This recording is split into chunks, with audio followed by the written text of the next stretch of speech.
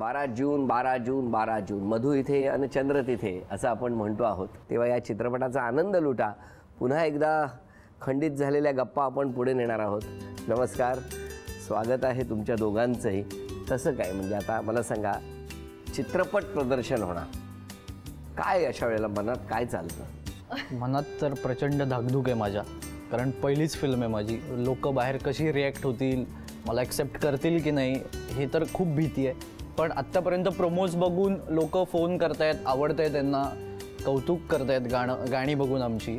त्यामुळे एक पॉईंटला बरंही वाटते की अच्छा आवडतंय. पण बघूयात आता फिल्म 12 तारखेला किंवा म्युझिक कोणी केलंय? साई पियुष.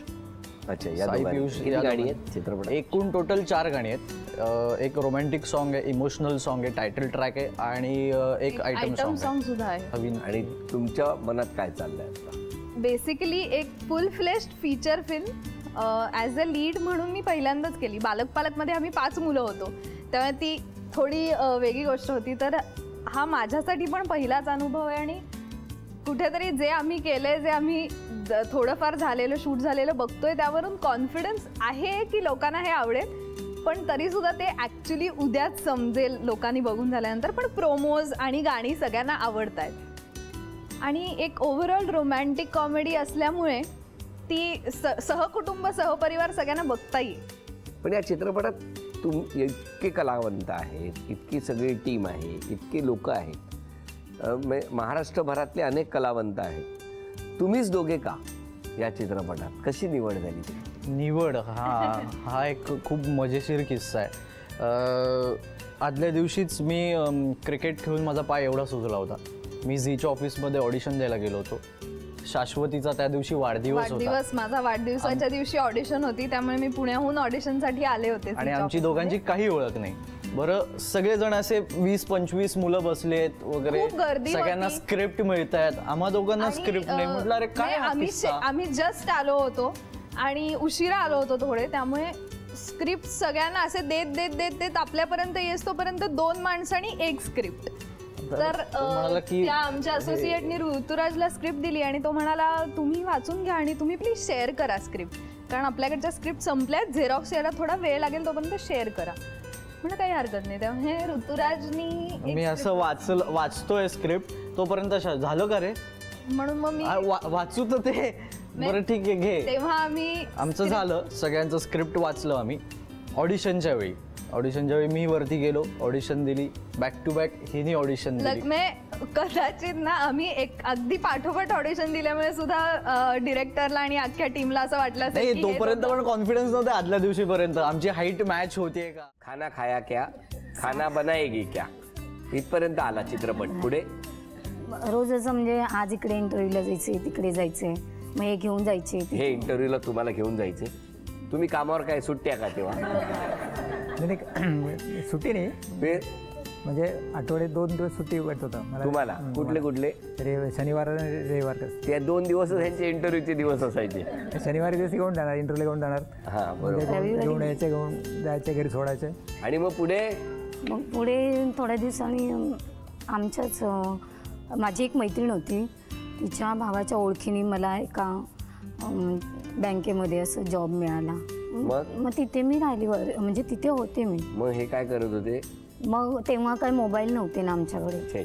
मग बोलायचं कसं? मग ते ऑफिसमध्ये फोन करायचे. कोण हे? मी स्टेशनला थांबलोय, तू ये, मग आम्ही यायचो. तुम्ही कुठल्या स्टेशनवर जायचे नोकरीला? घाटकोपर स्टेशनला. तुम्ही घाटकोपरलाच होते? परेलला. तुम्ही परेलला नव्हते? तुम्ही नोकरीला कुठे होते? सेंचुरीला. परेलला. आणि घाटकोपर स्टेशनवर येऊन उभं राहायचं? सुटल्यावर मी घाटकोपर स्टेशनला यायचे.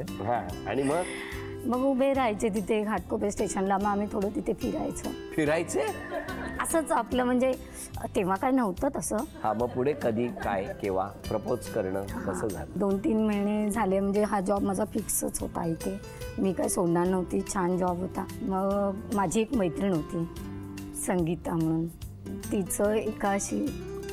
तिचं पण प्रेम होतं. ते ख्रिश्चन होते, ते दोघे असायचे, मध्ये मध्ये माझी ओळख झाली तर ते असायचे आमच्याबरोबर. तिने खरं म्हणजे आम्हाला सांगितलं की मला बोलली बघ ना, तू यांच्याशी फिरतेस ना, म्हणजे त्याचा स्वभाव कसा आहे तुला कळाला असेल ना आता. 3-4 महिन्यामध्ये व्यवस्थित असू दे ना, का ह्याच्याशी नाही लग्न करत तू? असं डायरेक्ट बोलली मैत्रीण? हां, ती मला सारखीच बोलायची की वरचेवर जाऊ दे, नाहीतरी बघ ना, चांगला आहे मुलगा, मी त्याला ओळखते, तुझ्या आधीपासून ओळखते, तर तू विचार. असे 2 महिने त्याच्यात गेले, विचारायचं की नाही विचारायचं. एक दिवस आम्ही सायन गार्डनला गेलो. सायन गार्डन? वा. हा कुठला किल्ला? शिवाजी किल्ला. बरं, तुम्हाला सगळ्यांना फेमस झालंय शिवाजी किल्ला. हा, मग तिथे विचारलं काय की लग्न करणार का? कोणी विचारलं? मी विचारलं. मग थोडा वेळ ते शांत राहिले. ते हां, सिच्युएशन उलटी आहे इकडे. म्हणाले सांगतो मी, म्हणजे बघूया.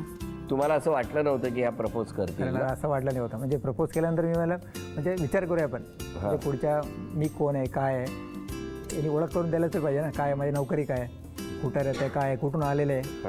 मग नंतर ते हा बोलले करूया. म्हणजे त्यांनी मला सांगितलं तुला जमेल का माझ्याशी हे करायला, म्हणजे मी एकटा राहतो इथे, आमचं गाव असं लांब आहे, सगळं त्यांनी सांगितलं. अजूनही त्यांना तो दिवस आठवल्यावर थरका पडतोय बघा चेहऱ्यावर. केवढे टेन्शन झाले त्यांना आठवलं. अरे देवा, तेव्हा काय टेन्शन होतं. ते घाबरणार म्हणजे कसं माहितीये, ते एकटेच इथे पडले आणि माझी सगळी फॅमिली ही इकडे ठाणा, भांडूप. माझे मामा इन्स्पेक्टर होते कांजूरचे.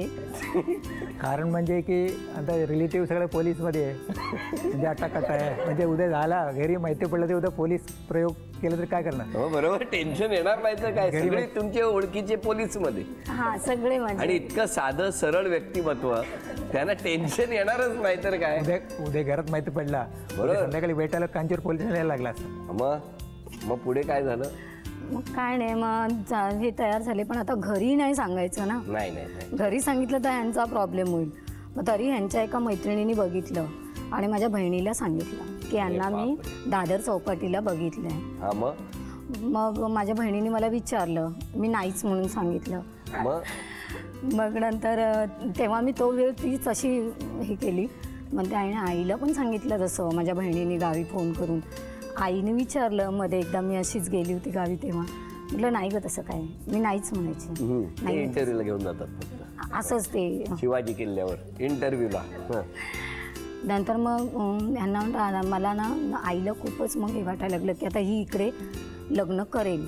मग मला गावी बोलवायचं त्यांचा प्लॅन होता. म्हणजे गावी बोलवून माझं लग्नच करणार ती लोक.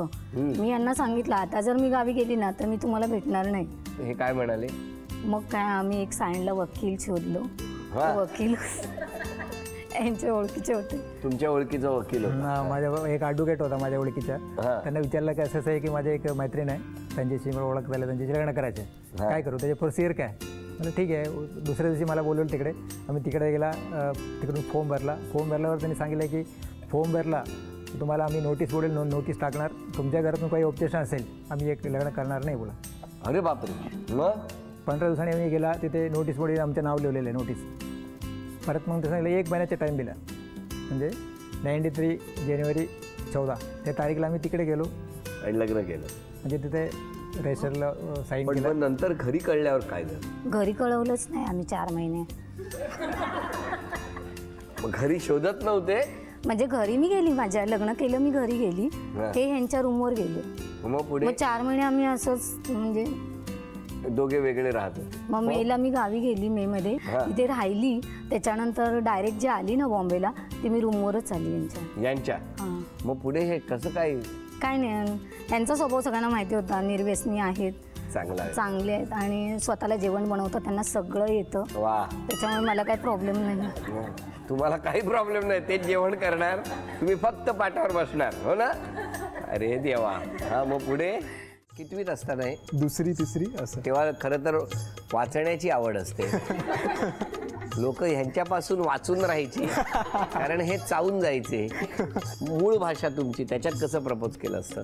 कसं ना, मला जास्त येत नाही. आता बोलायला लागेल ना, टेबल उचलेल.